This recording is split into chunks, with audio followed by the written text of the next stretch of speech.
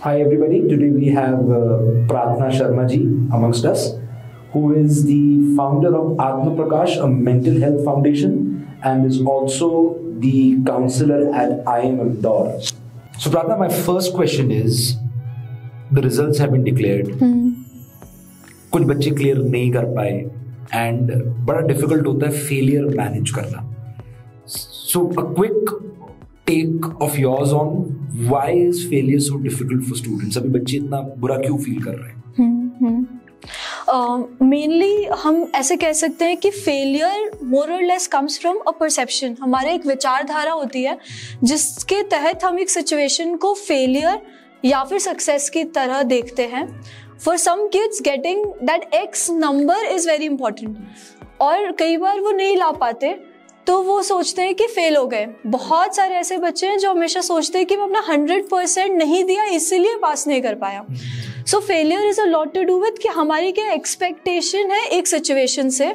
बहुत ही अगर एग्जाम को साइड में भी रखें, मेरी किसी इंसान के साथ दोस्ती है, मैंने उम्मीद की थी कि वो इंसान मुझे हाँ बोलेगा या ना बोलेगा. मैं गया पूरी उम्मीद से तो हाँ बोलेगा, लेकिन ना बोल दिया, तो that is a failure. The same way हम पूरी उम्मीद के साथ, पूरी एक्सपेक्टेशंस के साथ कि ये एग्जाम तो मैं क्लियर कर ही दूंगा, but because of multiple factors नहीं कर पाया, तो वहां पे it is taken as a personal failure. So I think that is more or less the. And I think बच्चों को एक बहुत दिक्कत इस बात की आती है कि दोस्त क्लियर कर गया और हम क्लियर नहीं कर पाए, कंपैरिजंस ड्रॉ करते हैं. So how to avoid it, and उससे नेगेटिव क्या हो सकता है कि दोस्तों के साथ कंपैरिजन, किसी के साथ भी फॉर दैट मैटर. इस पॉइंट पे एग्जाम के रिजल्ट है तो दोस्तों के साथ कंपैरिजन. कंपैरिजन अधिकतर इस बात से आता है जब हमें लगता है हमने कुछ कम कर दिया एंड किसी और ने कुछ ज़्यादा बेटर कर दिया. सो फॉर एग्जाम्पल इंस्टाग्राम या फिर सोशल मीडिया जो इतना चल रहा है, वहाँ पे जैसे ही हम किसी और के साथ अपना देखते हैं, you and I both set together, same सब कुछ सेम था and somehow you did better, आपने मुझसे बेटर कर दिया. तो वहाँ पे एक विचार आ जाता है कि कंपैरिजन बहुत नेचुरल फिनोमेना भी है, आ भी जाता है. उसको कहीं ना कहीं हम कंबार्ड ऐसे कर सकते हैं कि खुद पे फोकस करें, या ये देखें कि इनर वर्क, जितना मैं अपने स्ट्रेंथ्स को आइडेंटिफाई कर पाऊँ, जितना मैं खुद पे वर्क कर पाऊँ कि क्या मुझे ट्रिगर करता है कि मैं तुम्हारे रिजल्ट्स को ज़्यादा देखने लगता हूँ. That somewhere helps me to be more self centric. और सेल्फ सेंट्रिक एग्जाम के पॉइंट ऑफ व्यू से खराब नहीं होता, रादर बहुत ज़रूरी होता है कि हम खुद पे फोकस करें और खुद के लिए गोल्स बनाकर उनकी तरफ मूव करें. इंस्पिरेशन लेनी चाहिए उसके रिजल्ट से, पता करना चाहिए, rather than getting into a competition, should it be more like building a team of people who can help you to come out of the situation? And जब भी हमारे पास एक गोल होता है तब ये सारी स्ट्रैटेजीज काम करती हैं. जब हम अपनी पोटेंशियल को ना जानते हुए दूसरे को या इसको उसको देखते रहते हैं, तो ऐसे बोलते हैं ना, सामने वाले की जो थाली हमेशा ज्यादा हरी लगती है कि इसने ज्यादा अच्छा करा होगा, इसने वही आंसर्स पढ़े होंगे और वही आ गए होंगे. So then a lot of blame also comes with comparison. It's not always healthy. बहुत difficult I think Prarthana is handling peer pressure, क्योंकि बच्चे घर से दूर रहते हैं. पेरेंट्स चलो दूर नहीं भी हैं, घर पे भी चले गए. पेरेंट्स को कैसे फेस करना चाहिए, पेरेंट्स को किस तरीके से समझाना चाहिए? What are your thoughts on that? I think मुझे लगता है जनरली पेरेंट्स के साथ एक बॉन्ड होना चाहिए, whether in exam which is a pressure point or not in exam. And for parents, from parents point of view ऐसे होना चाहिए कि हर दिन के स्केड्यूल के बारे में जानकारी और जनरली हर दिन के बारे में एक मोटिवेशन पेरेंट को देना चाहिए, ना कि सिर्फ एग्जाम के रिजल्ट आने के बाद सडनली गेटिंग सो इन्वॉल्व कि अरे तुम कहाँ थे, तुम क्या कर रहे थे, and like putting more pressure out of it. And एक बहुत खराब मिसकंसेप्शन है कि अगर पीयर्स प्रेशर दे रहे हैं या फैमिली प्रेशर दे रही है तो बच्चा बेटर परफॉर्म करेगा. ऐसा बिल्कुल नहीं होता है, कभी नहीं होता कि प्रेशर में इंसान बेटर परफॉर्म कर रहा है. ऐसे होता है कि अगर इंसान के रेंज के अंदर, उसके कंफर्ट या उसके स्कोप के अंदर उसको लगता है वो कर पाएगा, तो वो थोड़ा और ट्राई, फिर थोड़ा और ट्राई करके अपने गोल की तरफ मूव करता है, ना कि प्रेशर में आके बेटर परफॉर्म करता है. It is consistency that helps, not pressure. इस टाइम पे अब जब पेरेंट्स कुछ बच्चों से गुस्सा हो गए कि तुमने परफॉर्म नहीं किया, तो अभी बच्चे को पेरेंट्स को कैसे हैंडल करना चाहिए?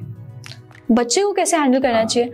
आई फील बच्चे को ये समझना, मतलब एम्पैथी एक वर्ड होता है जो बहुत इंपॉर्टेंट होता है। बहुत सारे बच्चे गुस्से से या पेरेंट की बातचीत से डील करते हैं, कई बार स्मोक करके या कई बार सब्सटेंस यूज करके। बहुत सारी बार ऐसा होता है कि वो अपने विचारों में अपने आप को और नेगेटिव बोलने लग जाते हैं और आगे जो एग्जाम्स हैं उनको भी खराब कर लेते हैं।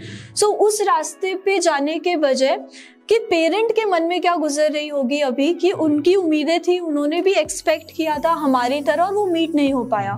तो कई बार डायलॉग करके या फिर अपने आप को सामने वाले के शूज में रखकर हम उस सिचुएशन को हैंडल कर सकते हैं, बिकॉज इवेंचुअली पेरेंट और बच्चा दोनों ही खुद का भला चाह रहे हैं। So when it comes to wellbeing, when it comes to भला, वो फोकस होना चाहिए, ना कि मैं ऐसा क्या बोल दूं कि ये बेटर कर दें, यू नो। या And I think failure को should be taken in the right stride, it should be taken in the right light. अगर किसी कारण से पेपर क्लियर नहीं हुआ है तो एक एनालिसिस करना चाहिए, पेरेंट्स की हेल्प से भी एनालिसिस करना चाहिए, पीयर्स के थ्रू, फ्रेंड्स के थ्रू एनालाइज करके समझना चाहिए आप गलत कहाँ हो, rather than playing the victim card कि मेरे साथ देखो ऐसा हो गया। और सबसे बड़ी दिक्कत आती है प्रार्थना, मैं ये शेयर भी करना चाहता हूँ आपके साथ, कि सीए का अभी रिजल्ट जैसे आया, इसके 3-4 महीने बाद फिर से एग्जाम्स हैं। हमारी एक्सपेक्टेशन ये रहती है कि बच्चा फिर से एकदम 100% देना शुरू कर जाए, बट बहुत बार नहीं दे पाता क्योंकि वो महीने भर तक तो सेल्फ इन्फ्लिक्शन में चले जाता है, खुद को विक्टिम बना देता है, खुद को कोसना शुरू कर देता है। तो उस पे आपका टेक क्या है, how to avoid that and how to get back on track? I think ये बहुत ही ज़्यादा रेलेवेंट और पर्टिनेंट क्वेश्चन है कि बच्चा वापस ट्रैक पे कैसे आए। 2-3 चीज़ें ध्यान में रखी जा सकती है। सबसे पहली बात जो ध्यान में रखनी चाहिए वो ये कि जो आपने भी कहा कि हम अपने आप का सेल्फ एनालिसिस कैसे करें, कि वो क्या रीजंस थे जिसकी वजह से उतना परफॉर्मेंस नहीं आ पाया। वॉज इट कि मतलब प्रैक्टिस रेगुलर नहीं थी, स्केड्यूल फॉलो नहीं हो पा रहा था। तो खुद से एक तरीके से एक चिंतन करके समझना कि क्या वो रीजंस हैं, रादर देन एक बहुत ही ज्यादा लो फ्रेम में चले जाना, अपने आप को एक थर्ड पर्सन के नजर से देखते हुए समझना कि मैं और अलग और बेटर क्या कर सकता हूँ। सेकेंड, हम कई बार ये बात को स्किप कर देते हैं कि अपने जो टीचर्स हैं या जो हमारे मेंटर्स हैं उनके पास रिविजिट करना, because they know our strengths the best. हम अपने आप को समझते हैं लेकिन हमारे टीचर्स हमें थर्ड पर्सन के लेंस से बहुत अच्छे से समझते हैं। तो उनके इनपुट्स को लेते हुए एक स्केड्यूल फॉर सिलेबस बनाना और उसको अप्रूव करना, क्योंकि जब भी हम किसी गोल को भी सेट करने की बात करते हैं तो कई बार हम खुद के अंदर ही खुद में we end up setting things and then just going to our own whims। तो खुद के नज़र से तो जाना ही, लेकिन अपने टीचर्स, अपने मेंटर्स का भी सपोर्ट एक तरीके से लेना, ताकि हम अपने आप को वापस से रिवाइव बैक कर सके अपने गेम के अंदर। एंड थर्ड, कुछ ऐसे ट्रस्टेड लोगों के साथ जुड़े रहना जिनको हम बार बार बता सके अबाउट आवर प्रोग्रेस। जब हम अपनी नेगेटिव बातों को बार बार करते हैं तो हम उस लूप में फंसते हैं, लेकिन जब हम अपनी आज की 2 लेट्स से चीज़ों की प्रोग्रेस को शेयर करते हैं तो कई बार हम ऐसे सोचते हैं अगर मैं बहुत ज़्यादा प्रोग्रेस शेयर करा फिर भी फेल हो गया तो ऐसे इफ्स और बट्स के अंदर ना फंसना, लेकिन अपने प्रोग्रेस को अपने ट्रस्टेड लोगों के साथ शेयर करना, to know that they will always have our back.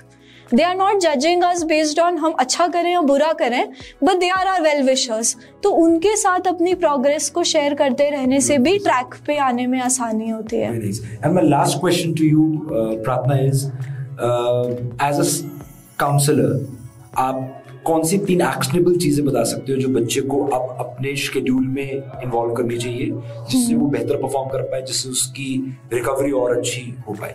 Okay, so I think सबसे पहला चीज़ होता है कि जो हम अपने स्केड्यूल के अंदर ही इंट्रोड्यूस कर सकते हैं वो है हेल्दी लाइफस्टाइल। इसको बहुत ज़्यादा अंडररेट किया जाता है कि हमारी पढ़ाई से कैसे कनेक्टेड है, बट ट्रस्ट में बहुत ज़्यादा कनेक्टेड है, क्योंकि हम जब एक हेल्दी मील के साथ अपने दिन को स्टार्ट करते हैं, इट्स अ फील गुड कि oh I did something good today, and वो स्टार्टिंग पॉइंट से फिर बाकी चीजें slowly starts falling in place. So something like having a juice या फिर having something as simple as nuts, that's a good zone जिसके साथ हम अपने दिन को अच्छे से शुरुआत कर सकते हैं। सेकेंड, नोट्स को बार बार रिवाइज करना। We focus too much on just reading and finishing कि हम रिवाइज करने को या मतलब चीज़ों को रिमेंबर करने को पीछे छोड़ देते हैं। ऐसा सोचते हैं कि एग्जाम से 4 दिन पहले रिवाइज करेंगे, that doesn't work. If you've learned 3 things, try revising them every single day by उसको एसोसिएट करके या कनेक्ट करके, तो अपने स्केड्यूल में ही डाल दो कि आज मैंने ये 5 चीजें सीखी और उसको मैंने कहीं लिख दिया. So I think just revising every day is very very important for any competitive exam that you are applying for. And third, and again I मतलब people don't see a direct relation, but a good sleep is very important. A good 8 hour sleep, कुछ अच्छा हुआ है life में या बुरा हुआ है, enough sleep देने से हम अपनी बॉडी को रिवाइव कर पाते हैं to start work for the next day. So I think ये 3 चीजें. Put it into simple terms, प्रार्थना means सुबह पोहा कचौड़ी नहीं खाना है. हाँ. और बिल्कुल. रात को टाइम पे सोना है और मुंह के सामने इंस्टाग्राम नहीं रखना है, रील नहीं देखनी है. Rather हेल्दी प्रैक्टिसेस की एटलीस्ट मतलब 3 घंटा बोलते हैं, बट 45 मिनट्स पहले भी अगर फोन को दूर रख सकें, it's a very very healthy practice. Yes, and I think you should take it in the stride. It is a part of your life. It is not your life that you have failed. It's a very small part of your life, dear students, and I'm sure you would overcome it. I'm very sure of the fact that you are very strong mentally. और थोड़ा सा दुख होना महसूस करना normal होता है, उसको बहुत ज्यादा सीरियसली नहीं लेना बेटा. जो आपको प्यार करते हैं, जो आपको मीन करते हैं, आपकी फैमिली, उनके साथ और टाइम स्पेंड करें, हमारे साथ टाइम स्पेंड करें. We are all there for you, and let me promise you on behalf of the entire academy that we are there with you. We will be by with you forever. God bless you. Thank you so much, Pratna, for your time. Thank you.